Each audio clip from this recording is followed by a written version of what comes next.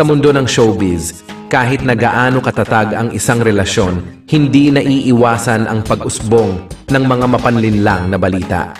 Kamakailan lamang, umugong ang chismis na hiwalay na raw sina Kim Chiu at Zian Lim. Subalit, agad itong nilinaw ni Kim at ipinagdidiinan niyang masaya sila ni Zian at hindi totoo ang mga lumabas na balita. Sa kabila ng mga chismis, lalong lumitaw ang tibay ng pagsasama ni Kim at Zian.